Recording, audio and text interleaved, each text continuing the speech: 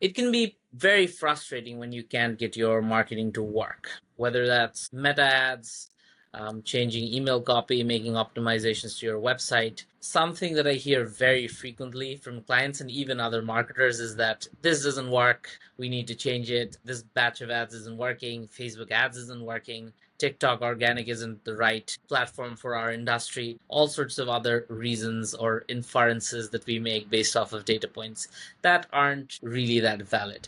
Whenever we're doing marketing, ideally we want to have a system that iterates to success. So, what does that mean? We want to set up experiments based off of our hypotheses of how certain things work, how our market works, our ICP works, what they want to see, what they will react to. And we want our experiments in each batch to get us closer to the truth and get a home run, and we get a successful campaign or any conversion event, whatever we're trying to do, whatever the objective is. If we don't, we are really just relying on getting lucky and just running a whole bunch of stuff and seeing what happens. And that's unfortunately how we as marketers tend to run stuff sometimes. So I'll just try to just finish the long day of running, devising a few different campaigns. So this is top of mind. Wanted to share my thoughts. First of all, gut feelings or instincts or our understanding of what will work, what will go viral, what people will resonate with is very frequently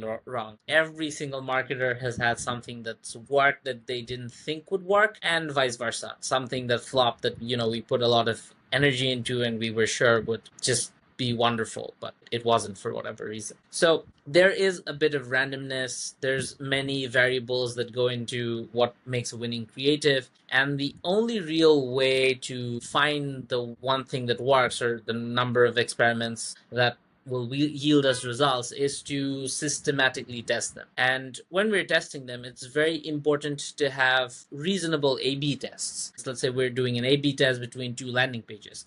We don't want three things to be different on each page because that does not give us data that moves us towards the conclusion. If site A does better than site B and there's four things or three things different between them, we don't really know what contributed to that, and then we don't know which elements of the successful site we'll keep. Maybe there was something that worked really well in site B that we just won't ever know because we discarded all of the features on site B because of the way that we ran our test. The other thing that we should be mindful of is making sure tests are falsifiable. What that means is what are the conditions for success and failure. So if you say, okay, we will run Facebook ads and we'll see if they work, and that's the test. We'll run a batch of things and let's see if it works. Well, if we don't really know what the definition of it works is, are we going for impressions, clicks, views, conversions? There's also more complicating factors where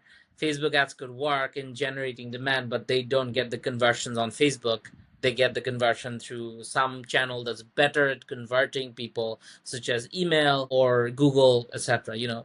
All of us have seen something on Facebook, a product that we like, we've Googled it and we've looked into it, or we've seen it in some other platform and we click on it after multiple exposures. So there's a lot of complicating factors here. If I run a campaign and it gets a lot of reach and I see that Facebook is showing it to newer people, even if it doesn't get conversions, that's a good thing because I'm using the platform to maybe get people who aren't problem aware or solution aware just into the funnel or just into my awareness of my brand. So these are things that we have to consider.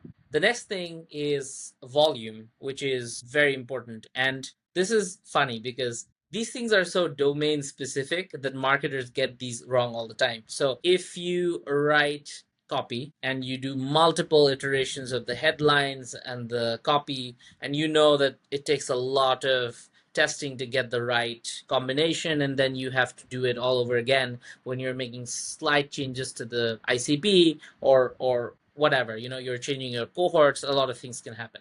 But that same person who does so many tests to get the copy and email right, when they're doing conversion rate optimization or when they're talking to someone who's running ads, they can say, oh yeah, I saw Facebook ads and that doesn't work. It's so domain specific that sometimes we don't consider that every single thing has these little details that we need to get right. And the better you are at some domain, the more markers you get to see if things are working.